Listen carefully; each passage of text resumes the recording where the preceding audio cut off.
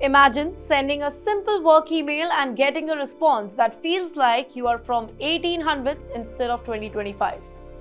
That's exactly what happened to Luisa Clauda, the CEO of French Church Legal, when she reached out to a potential business contact, Nirmal Patel, who's of Indian origin. She had simply asked about scheduling a Teams call, expecting a very professional exchange. But what she received instead was a shocking and outdated reply that left her stunned.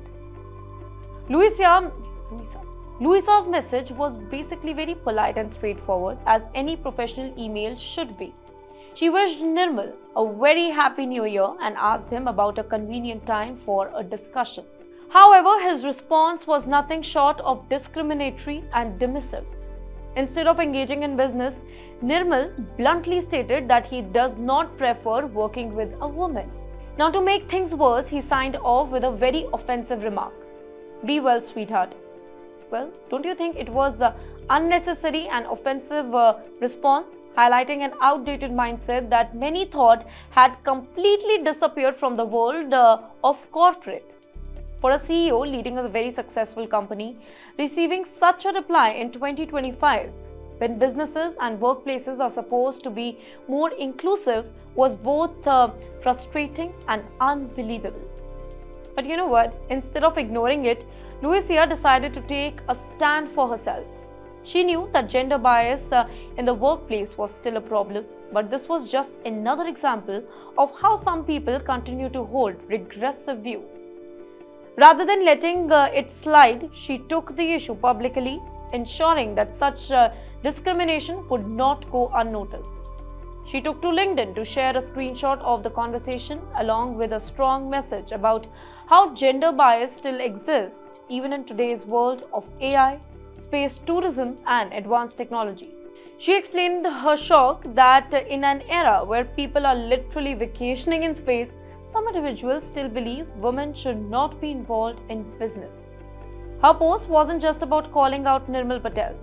It was about bringing attention to a larger issue that affects women in professional spaces every single day. In her post, she wrote, "It's 2025, yet some people still believe women shouldn't be in the business. Wild." She refused to let negativity affect her, instead using the incident as a motivation to inspire other women as well. She urged women in business to keep succeeding, keep leading, and keep breaking the barriers because competence has no gender. Her words resonated with thousands of people, and the post quickly went really viral, sparking a widespread discussion about gender discrimination in professional settings. Let me tell you, the response to her post was overwhelmingly supportive. Many LinkedIn users applaud her for naming and shaming Nirmal Patel, pointing out that individuals who hold such regressive beliefs should be held accountable.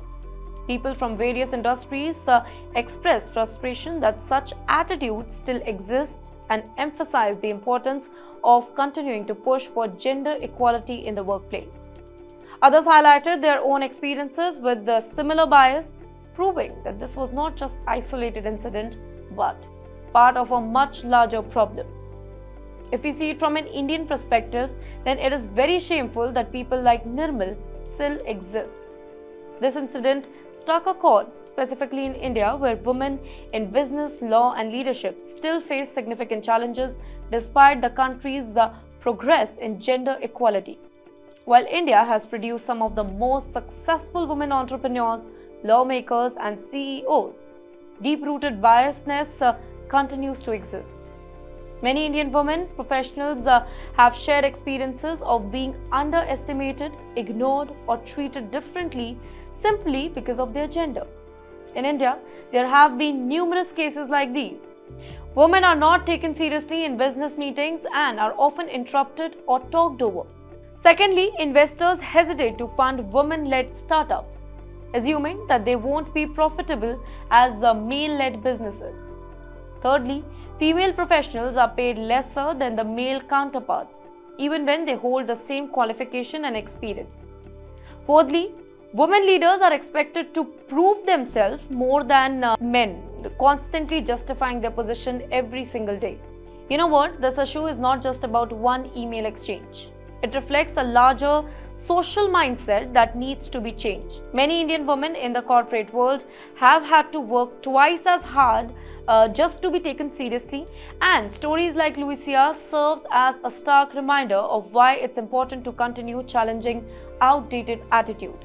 Now, her powerful response showed that women will not back down in the face of discrimination. Her words were not just for herself, but every woman out there who has ever been dismissed, underestimated, or who has been shown down in a professional setting. The message is clear. Talent, success, and leadership do not depend on gender, and those who still believe otherwise will soon realize that they are wrong on the side of the history.